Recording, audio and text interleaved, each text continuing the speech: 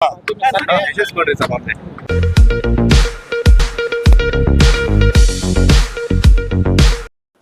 ಇವತ್ತು ಬಕ್ರೀದ್ ಹಬ್ಬ ಇದೆ.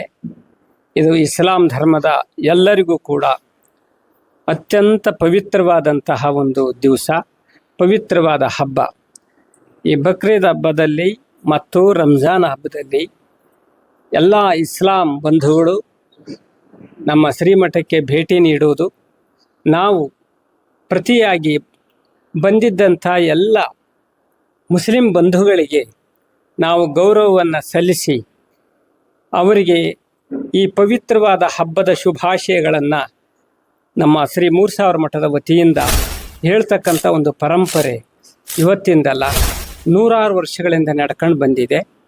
ಹೀಗಾಗಿ ಹುಬ್ಳಿನಲ್ಲಿ ನಮ್ಮ ಮೂರ್ಸಾವರ ಮಠ ಮತ್ತು ಇಸ್ಲಾಂ ಬಂಧುಗಳು ಅತ್ಯಂತ ಭಾವೈಕ್ಯತೆಯಿಂದ ನಡ್ಕೊಂಡು ಬಂದಂತಹ ಒಂದು ಇತಿಹಾಸ ನಮ್ಮ ಪ್ರತಿಯೊಬ್ಬರಿಗೂ ಕೂಡ ಗೊತ್ತಿರತಕ್ಕಂಥ ವಿಚಾರ. ಹೀಗಾಗಿ ಇಂತಹ ಈ ವರ್ಷವೂ ಬಂದಿರುವ ಈ ಬಕ್ರೀದ್ ಹಬ್ಬದ ಶುಭ ಸಂದರ್ಭದಲ್ಲಿ ಬಂದಿರತಕ್ಕಂಥ ಎಲ್ಲ ಇಸ್ಲಾಂ ಬಂಧುಗಳೇನಿದ್ದಾರೆ ಅವರಿಗೆ ನಾನು ಹಾರ್ದಿಕವಾದಂತಹ ಶುಭಾಶಯಗಳನ್ನು ಹೇಳಲಿಕ್ಕೆ ಇಷ್ಟಪಡ್ತೀವಿ. ನಾವೆಲ್ಲರೂ ಅಣ್ಣ ತಮ್ಮಂದಿರಂತೆ ತುಂಬ ಭಾವೈಕ್ಯತೆಯಿಂದ, ಎಲ್ಲ ಧರ್ಮಗಳು ಕೂಡ ಒಂದೇ, ಆ ಎಲ್ಲ ಧರ್ಮದವರು ನಾವು ಒಂದು ಅಂದರೆ ಅವರ ಧರ್ಮ ಅವರಿಗೆ ಶ್ರೇಷ್ಠವಾದದ್ದು, ನಮ್ಮ ಧರ್ಮ ನಮಗೆ ಶ್ರೇಷ್ಠ.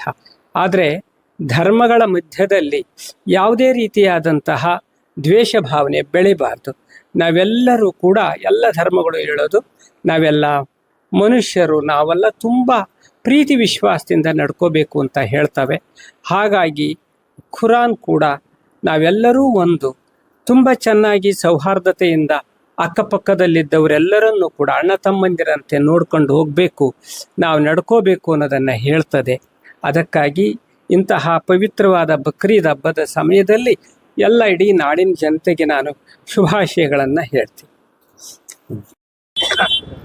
ತ್ಯಾಗ ಮತ್ತು ಬಲಿದಾನದ ಒಂದು ಸಂಕೇತವಾದ ಈ ಬಕ್ರೀದ್ ಹಬ್ಬ ಎಲ್ಲರಿಗೂ ಹರ್ಷವನ್ನ, ಸಂತಸವನ್ನ, ಸುಖವನ್ನ, ಎಲ್ಲಕ್ಕೂ ಮಿಗಿಲಾಗಿ ಶಾಂತಿಯನ್ನ ಪ್ರತಿಯೊಬ್ಬರ ಮನಸ್ಸಲ್ಲೂ ಪ್ರತಿಷ್ಠಾಪನೆ ಮಾಡಲಿ.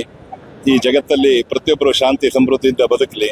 ಎಲ್ಲರಿಗೂ ಆ ಒಂದು ಮನಸ್ಥಿತಿಯನ್ನ, ಆ ಶಕ್ತಿಯಾಗಿದೆ, ಈ ಜಗತ್ತಿನ ಶಕ್ತಿಯಾಗಿರತಕ್ಕಂತಹ ಭಗವಂತ ಎಲ್ಲರೂ ಕೊಡ್ಲಿ ಅಂತ ಹೇಳಿ ಎಲ್ಲರ ಪರವಾಗಿ ಮತ್ತು ನಮ್ಮ ಇಲಾಖೆ ಪರವಾಗಿ ಹಾರೈಸ್ತೇನೆ. Thank you very much.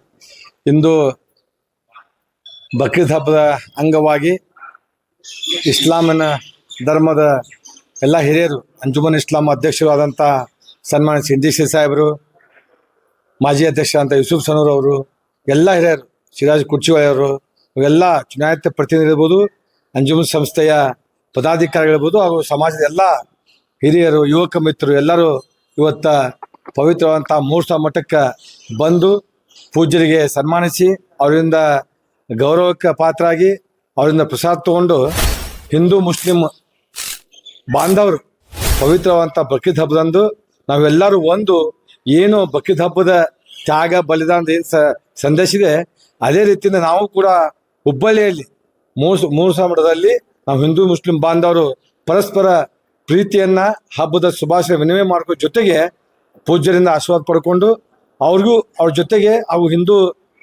ಸಮಾಜದ ಬಾಂಧವರ ಜೊತೆಗೆ ಹಬ್ಬದ ಶುಭಾಶಯ ಕೊಡೋ ಮೂಲಕ ನಾವು ಹಿಂದೂ ಇಸ್ಲಾಂ ಧರ್ಮದ ಎಲ್ಲ ಬಾಂಧವರು ಒಂದು ನಾವೆಲ್ಲರ ಜೊತೆ ಕೂಡ್ಕೊಂಡು ಹಬ್ಬವನ್ನು ಆಚರಣೆ ಮಾಡ್ತೀವಿ ಅಂತೇಳಿ ಬರೀ ಹುಬ್ಬಳ್ಳಿಗೆ ಅಷ್ಟಲ್ಲ, ಇಡೀ ದೇಶಕ್ಕೆ ಒಂದು ಒಳ್ಳೆಯ ಸಂದೇಶ ಇದೆ. ಸಾಮರಸ್ಯ, ಸಹಬಾಳ್ವೆ.